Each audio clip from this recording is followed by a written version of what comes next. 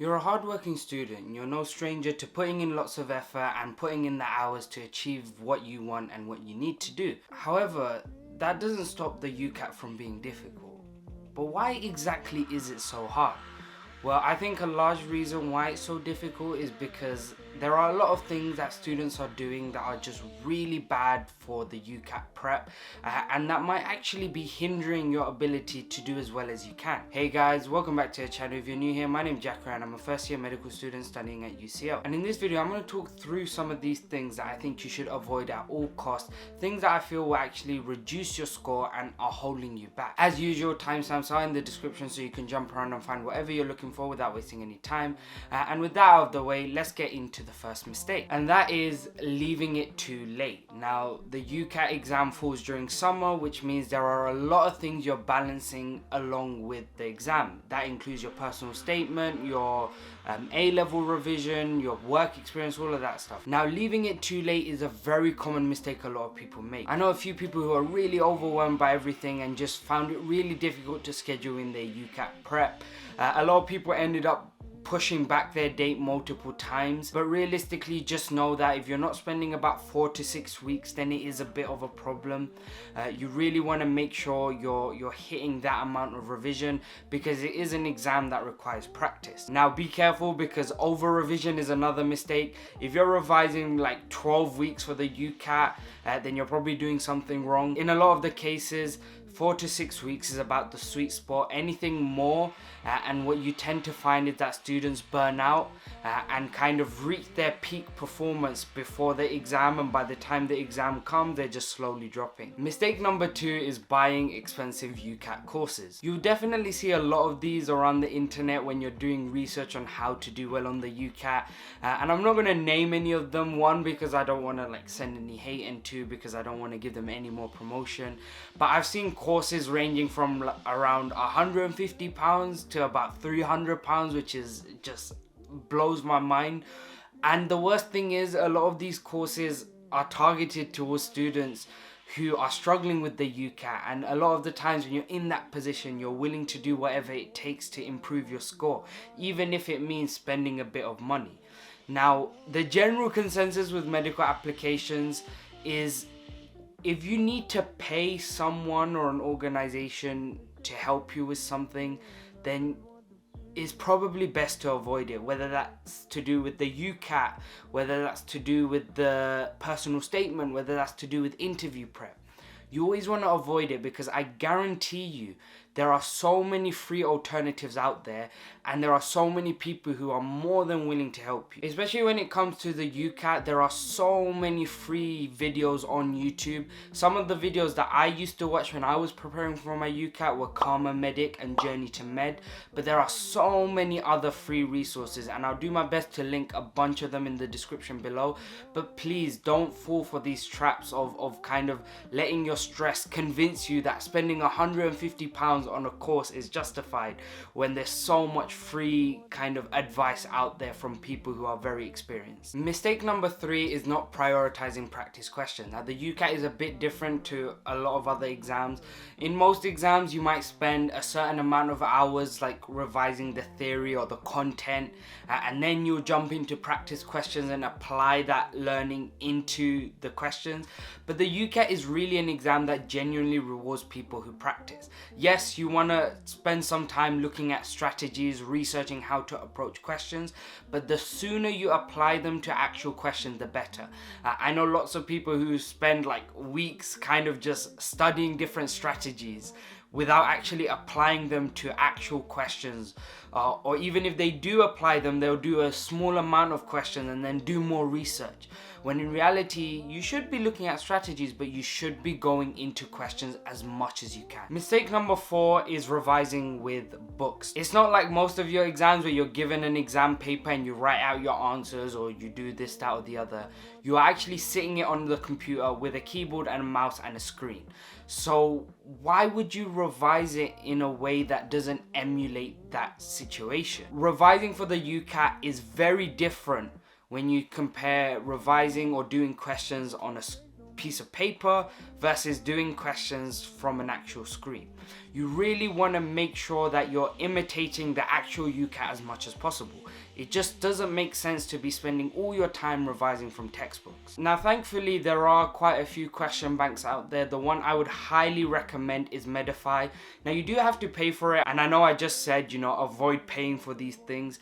But I think the difference with Medify is the focus is primarily on just being a big question bank, and this is something that I can genuinely say is a big help for most students. It's not an app that's promising you an increased score. It's not saying, oh, these are the strategies you need to follow. It's simply a question bank. Now, obviously, it's got some strategies here and there. It's got these like forums and whatnot.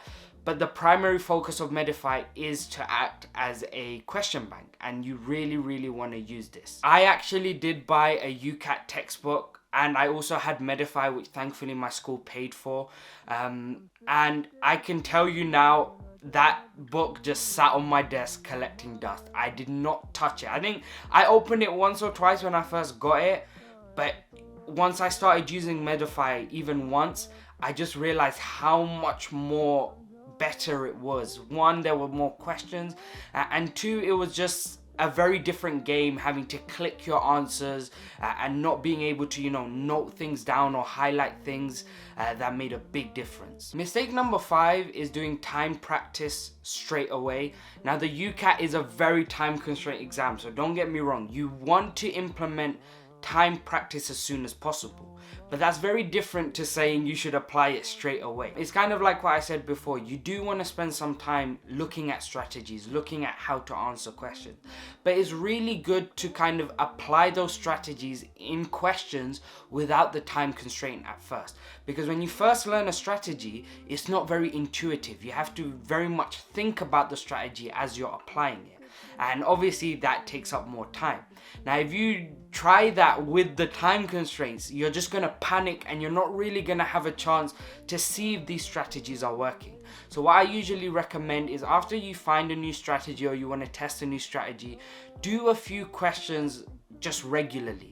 And once you start getting most of these questions right using this strategy, or you're noticing that you're getting better at understanding whatever strategy you're looking into, then move on to time practice.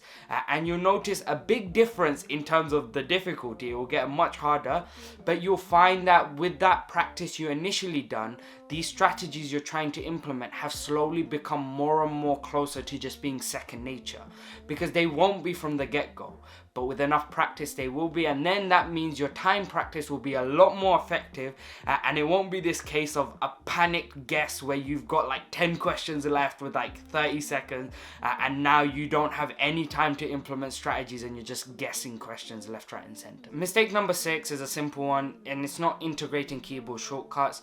A lot of people are quite reluctant because it's not a natural thing. I know a lot of people who don't really use keyboard shortcuts in general, let alone for the UCAT, but it's something that will save you so much time. Now, I'll put all the keyboard shortcuts on the screen. Please implement them into your revision, and luckily if you're using Medify, then all these shortcuts will work perfectly fine when you're actually using the website. Mistake number 7 is a bit of an odd one, and it's practicing without a keyboard and mouse. This is a big thing. Your actual UCAT, the way you will sit it, will be in a test center with a monitor, a keyboard and a mouse, both of which will be external. If you're someone who's maybe practicing on a laptop, then I do have to warn you that it just won't feel the same.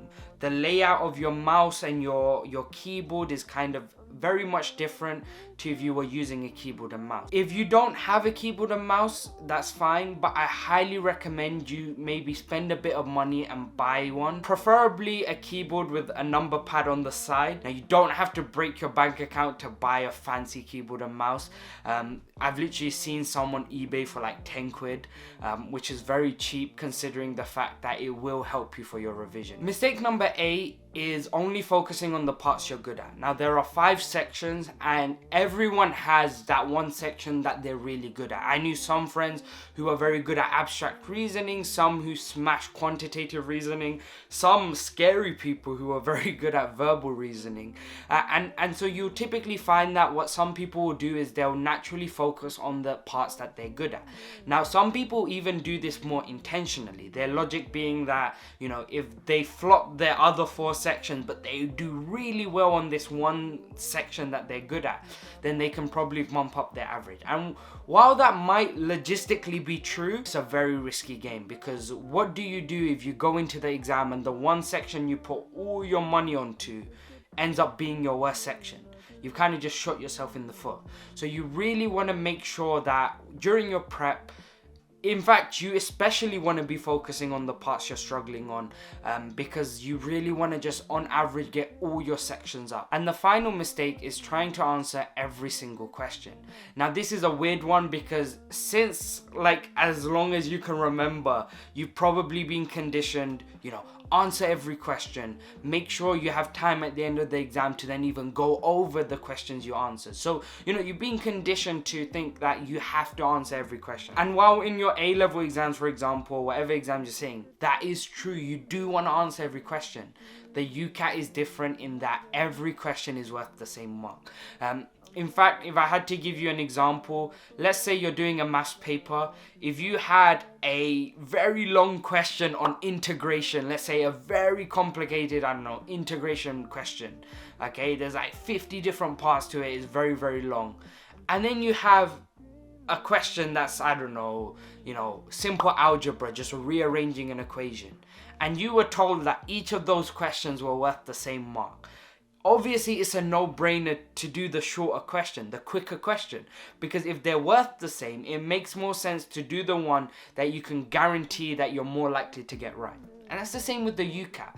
A lot of people are reluctant to flag questions at the start, but the quicker you develop the skill of being able to look at a question and kind of immediately decide, you know, this is a question I can answer, or this is a question that looks like it will take very long, the better you'll be at kind of getting the easy marks. Because what tends to happen, and I know when I was starting my prep, what happened a lot, was that I would answer these questions and I would try and answer all the questions, and I would just have done a really difficult question. I look at the time, I'm running out of time, and I'm just rushing through all the rest of the questions. And the worst feeling ever is when I'm rushing through these questions and I'm just looking at them and thinking, if I had the time, this would have been the easiest question to answer. So you really want to get into the habit. Now be careful, you don't want to like flag every question, but definitely implement flagging into your actual revision. And with that, we have reached the end of the video. So if you found the video useful, then obviously like, comment, subscribe, as it helps the channel out. I really hope you can avoid these mistakes from the get-go to really boost your score and put you in the best position possible. But yeah, that's been all from me. Hopefully you enjoyed. If you have any questions, just leave them in the comments below. I try my best to reply to as many as I can. And yeah, I'll see you in the next video. Goodbye. Sick of daydreaming, I just want the feel.